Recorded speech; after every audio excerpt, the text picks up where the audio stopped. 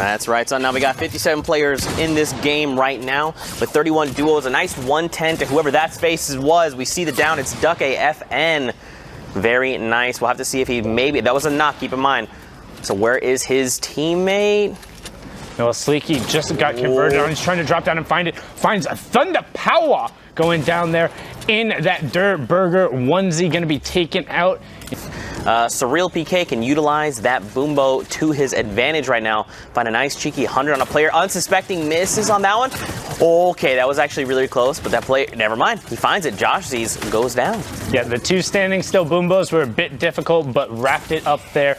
You see, there's 45 players remaining now and 26 duos. Well, if there was 26 full duos, you can multiply it by 2, and then you would get 52. So there should be 52 players in the match, but since now there is only 43, subtract those numbers, that means there's 9 solo riders out there, 9 people missing a buddy.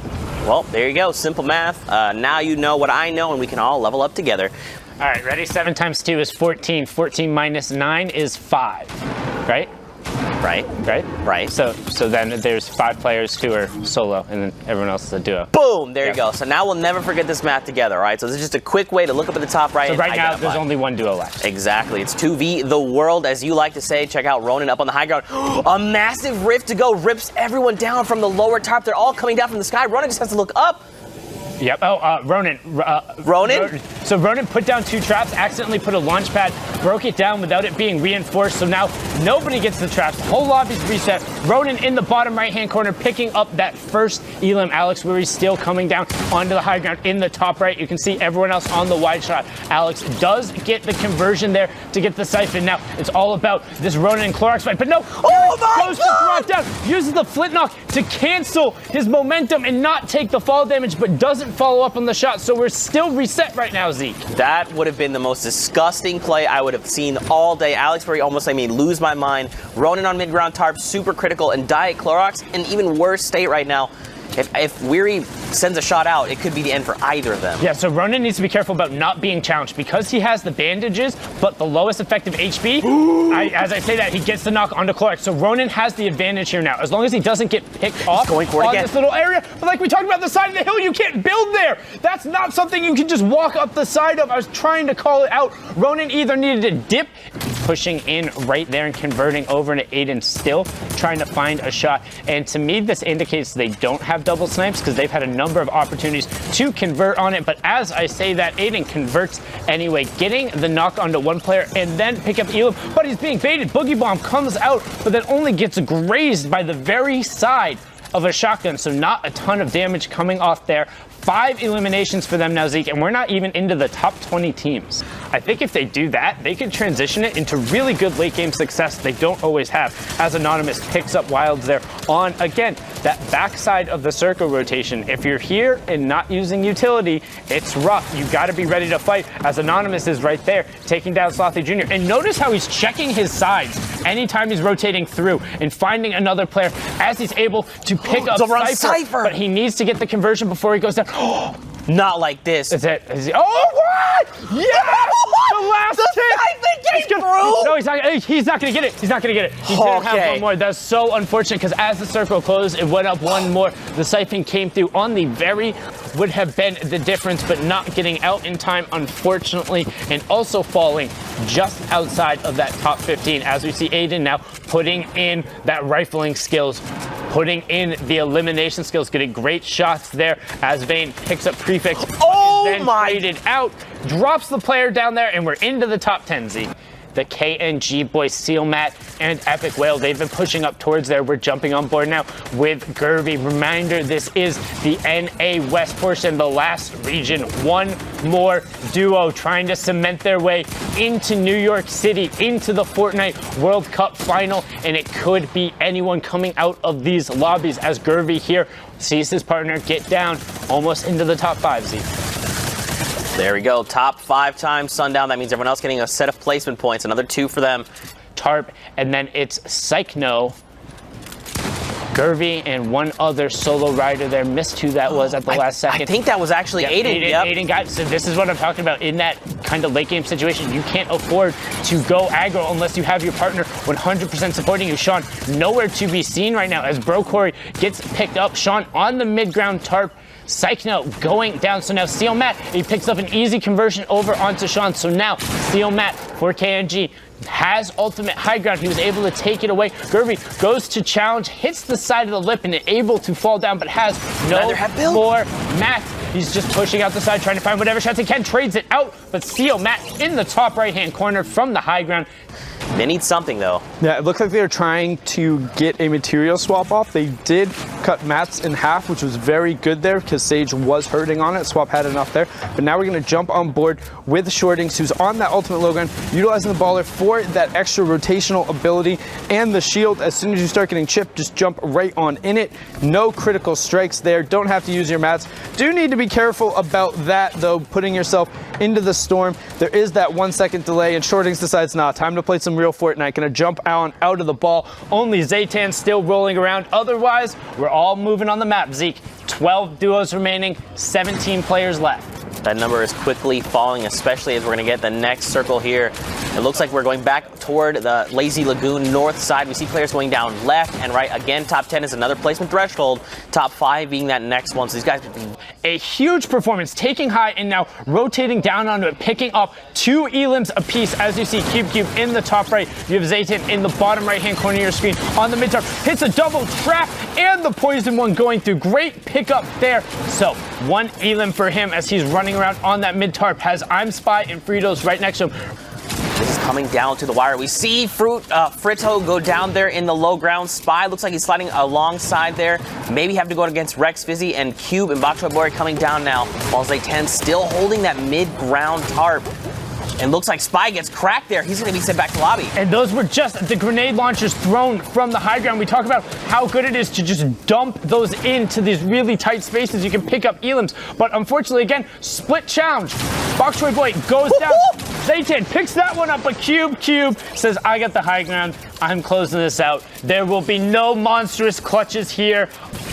Players are trying to qualify here in the first week of duos, and there's how many spots are available right now in NAOS, which is actually just 1. So only 1 duel will be punching their ticket after the games today. We see Mystery's Banana?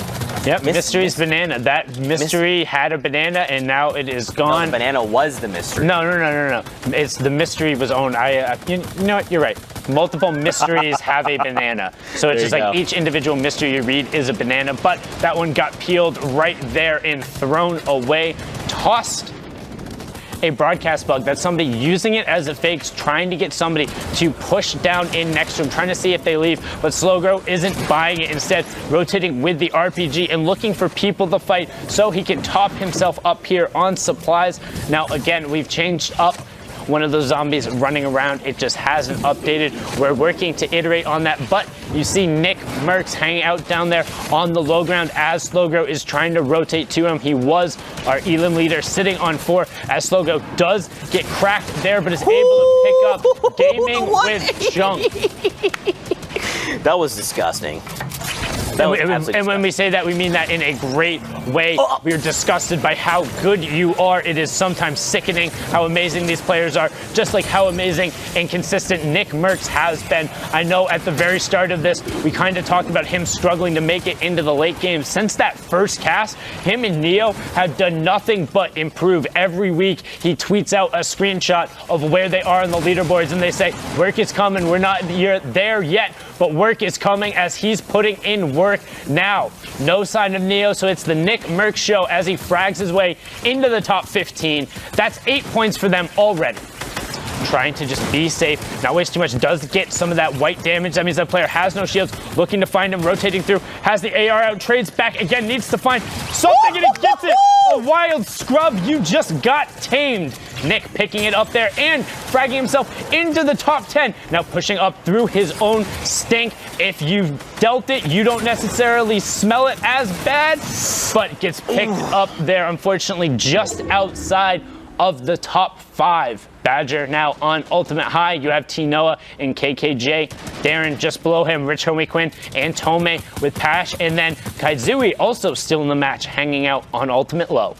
As Noah there is rotating, able to pick up some shots on the player, rotating on the low ground. Great shot coming out again. You see the close quarters teamwork required, but Darren's a wee bit unhealthy there, Zeke. And his teammate has the slurp. He needs to pass it again. But Nanolite, another game, we see him in that high ground. He is unfortunately by himself, but he has a minigun from up above, waterfalling him way down.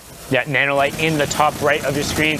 T-Noah in the bottom right on the middle tarp. You got the wide on the left-hand side. So what they're going to be looking to do, Nanolite wants to keep spraying down with the minigun. T-Noah is looking to just fight whoever else comes in on the low ground. Dodges the trap by moving to the other side of the 1x1 and picks up Rich Homie Quinn. So now top 3, 2v1v1. Noah isn't alone, but Darren is so low on HP that this is going to get awkward real fast. Kaizui on the mid-tarp now, opting to drop down. Going to try and take this 1v2. How good are you, Kaizui? Not good enough today, unfortunately. Noah and Darren able to clutch that one out. They do have the combined 8 elims, but Circle goes to full close. Nanolite holds the high ground and just waits them out. No more elims coming through, but the victory royale, the 3 eliminations, 13 points, 1 knock, and then gets up to the crest of the hill. So what he should look to do now is gatekeep out that other player on the bottom side. If he can just tag him once and not fall over the side, he will be able to get another elim because the player won't be able to get up. Instead, rotating along the back and looking for targets. Oh, the flick was disgusting! Finds it there onto sticks. God, bot said, not a bot at all. Indeed, great shot there, but the Kara brothers, Papo and Verti on the high ground yet again. We've seen them in so many of these lobbies, but haven't really called it out. Their consistency has been fantastic. They're also up there towards the top 20 on the leaderboard and carrying a flint knock right now, Zeke. Oh my gosh, please make the plays. You saw him pull it out for just a moment. He's going to dive down on this player. A 28, but no follow-up. It's going to mean they're trying to hunt this player down and get that siphon and potential loot upgrades. We see, can they secure this as their back is to the storm? There was a launch pad on the right.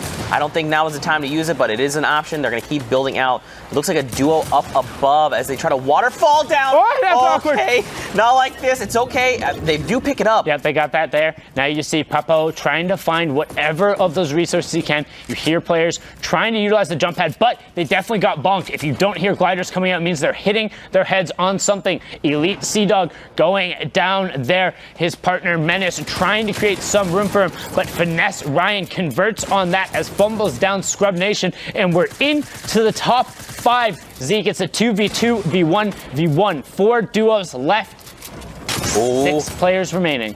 A nice 109 over on that player. As this player tries to challenge, Ryan gets sent back to the lobby, and immediately Capo gets cracked from behind, but they follow up, and they shut Menace and fumbles down, and that is a victory royale heading their way. 9 eliminations between them, a 19-point game. QT boy? I have no clue. I'm sorry. I think I'll say lock QT because I think that's what it is. But they're trying to push through Novels and AZs and trying to get in. They will get over through the builds. Ramps keep being thrown up in their face. Needs to convert on it. Only sitting on the 15, and he gets it as Spotboy goes down. Going to use the impulses to try and get across. You notice how he throws them directly on his feet. Minigun from above, a trap placed. He's just going to keep going. He is on the back foot right now. He's like, look, I just need to disengage this situation. I love the way he did it. Now he's going to try and challenge the high ground, but there's already players up there. I believe that was a Boombo. Yeah, he caught the Boombo with his face. It's certainly a bold strategy there, Zeke, but does get the turnaround onto Extermina to top back off, and that slurp is still ticking, so those edits were very clean. We see Philippe's unfortunately going down. So right now, Spitful is by himself. He gets an angle on a player, and edit comes through, and that's Croak G, going back to the lobby. We're at 9 players, 9 duels remaining in the current situation. Top 5 being the next placement threshold. Keep in mind, look at what's up top right now. They're maintaining the highest of the high, but they're deciding to waterfall down and challenge everyone below. There, Spitfo now turning back, finds the edit, only gets 49 there, but follows it up with a cleaner shot. Ivat being knocked, and also getting SR right there, no problem. Dropping him all the way down, needs to drop back and around to get the flank out, is going to break through, but oh, that was such a quick little wall ramp to not get exposed. The player was waiting. Spitfo says, I know. I know, I'm not stressing it. Are you stressing it? Top 5, Zeke, all about the solos now. That's right. This is a free-for-all. If we've ever seen one, WRR being sent back to the lobby by Spitflow. He just has to continue his reign of dominance right now. Pennywise, the inferior pasta, still up on top. The double metal prevents him from being shot down, but now Pennywise trying to prove he is not the inferior pasta as he picks up the Elim there, dropping down. You have Spitflow in the top right, Baguzandelas in your bottom right hand as we're into a 1v1v1. Penne Pasta is being kept out, being boiled, not quite al dente yet as he's able to get back into the zone. Spitflow controls the tarp now as Penne does go down. Spitflow saying, you're ready to eat, you're delicious, I threw you against the wall and you stuck, so I'm good to go. Baguzandelas now trying to find his way back up. Yes, that's how you check if Pasta is ready, if anybody was curious. But Spitflow trying to find the clinger, trying to track this player. But Baguzan ran back into the storm, couldn't find his way up the side.